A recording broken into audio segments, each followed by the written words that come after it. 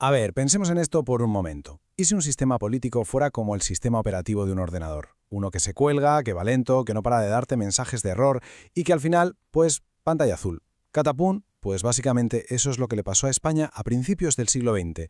Así que vamos a analizar juntos este crash del sistema y el intento de reinicio forzoso que lo cambió absolutamente todo. Y esta es la gran pregunta que lo enmarca todo. A veces cuando un sistema está tan corrupto, tan dañado, que los parches y las actualizaciones ya no sirven para nada, la única opción que parece quedar sobre la mesa es esa, la más drástica: mantener pulsado el botón de apagar. Vamos a ver cómo España llegó exactamente a ese punto crítico. Vale, para entender el fallo primero hay que entender el programa, el código fuente del sistema.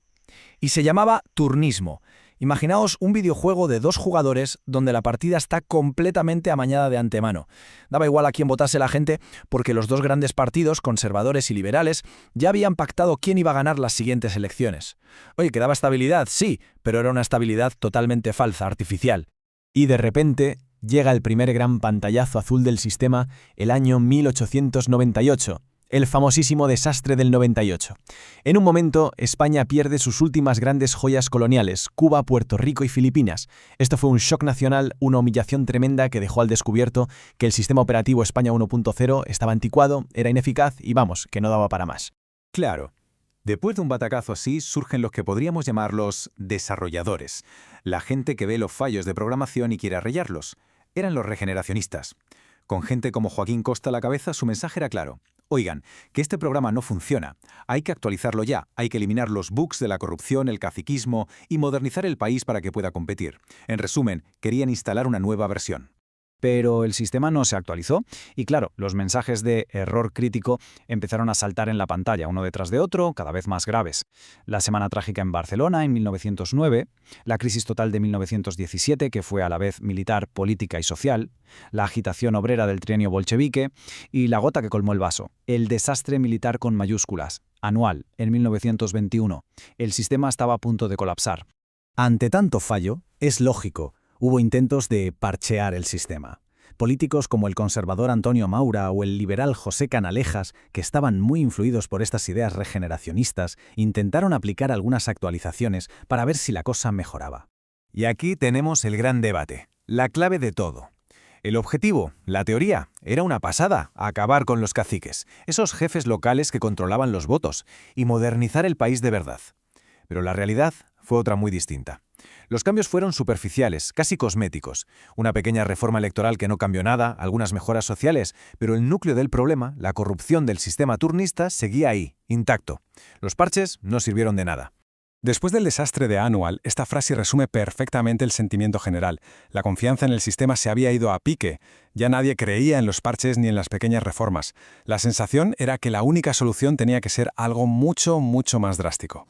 Y así, señoras y señores, llegamos al reinicio forzoso, cuando el ordenador se queda pillado, pero pillado de verdad, y no responde ni el ratón ni el teclado. ¿Qué hacemos todos? Mantenemos pulsado el botón de apagado hasta que se reinicia. Pues eso fue, en esencia, el golpe de estado de Primo de Rivera. Exactamente eso es lo que ocurrió en 1923. El general Miguel Primo de Rivera, con el visto bueno del rey Alfonso XIII, le hizo un control masal más suprimir a la política española, un reseteo total, por la fuerza y de forma autoritaria. Y lo primero que hizo fue básicamente cerrar todos los programas que daban problemas. Suspendió la Constitución, que eran las reglas del juego. Cerró el Parlamento, prohibió los partidos políticos y los sindicatos, o sea, borró el sistema anterior de un plumazo. Eso sí, y esto es importante, puso fin a la sangría de la guerra de Marruecos, lo que le dio una popularidad inicial bastante grande. Y lo curioso es que, al principio, el nuevo sistema pareció funcionar. Tuvo la suerte de coincidir con los felices años 20, un boom económico a nivel mundial. Es como instalar un sistema operativo nuevo justo cuando te ponen fibra óptica de alta velocidad en casa. Se hicieron obras públicas gigantescas, se crearon empresas clave como Telefónica, y ojo, dato importante que suele caer en exámenes, recibió un apoyo inicial muy amplio, incluso de parte del sindicato socialista, la UGT, que vio la oportunidad de negociar mejoras para los trabajadores directamente con el poder. Pero, claro, un reinicio forzoso no siempre es una solución definitiva. A veces el problema no es solo el software, no es solo el programa, sino que también falla el hardware. O en este caso, que un virus global está a punto de infectar la red mundial y cargárselo todo. Este gráfico lo deja clarísimo. La estabilidad del régimen de Primo de Rivera cayó en picado en muy poco tiempo. La causa principal, el crack de Wall Street de 1929. La crisis económica mundial golpeó con fuerza a España y esa prosperidad que había sido el gran pilar de la dictadura, pues simplemente se esfumó. Y con la crisis económica, los apoyos se evaporaron como por arte de magia. Intelectuales, estudiantes, obreros, nacionalistas, todo el mundo empezó a protestar. Pero lo más importante, el golpe definitivo, fue que los viejos políticos del turnismo, la élite de siempre que había apoyado a la monarquía, le dieron la espalda al rey Alfonso XIII. Lo veían como cómplice de una dictadura que ya no servía. Primo de Rivera, completamente solo, dimitió en enero de 1930. El sistema había vuelto a fallar estrepitosamente. El reinicio forzoso no había sido la solución, así que la oposición llegó a una conclusión. No basta con reiniciar. Hay que desenchufar la máquina por completo y empezar una partida nueva, con otras reglas. Y la jugada final para desenchufar la máquina fue el Pacto de San Sebastián. Básicamente aquí se unieron casi todos los que se oponían al rey. Fue como si todos los jugadores de la oposición formaran un super equipo para derrotar al jefe final del juego, que en ese momento era la monarquía. Y con esto llegamos al final, que es de todo menos sencillo. En abril de 1931 se convocan unas elecciones, pero ojo, municipales, para elegir alcaldes, no un referéndum sobre monarquía o república.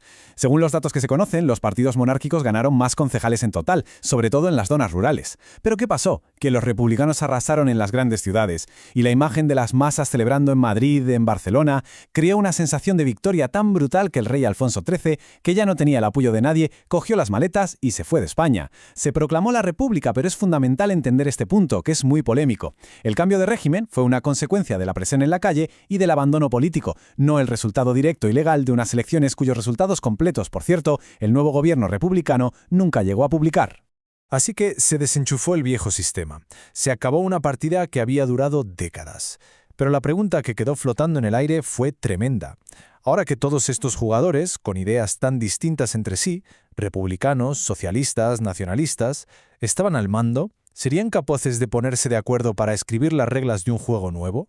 ¿O, por el contrario, estaba a punto de empezar una partida mucho más caótica y peligrosa que la anterior?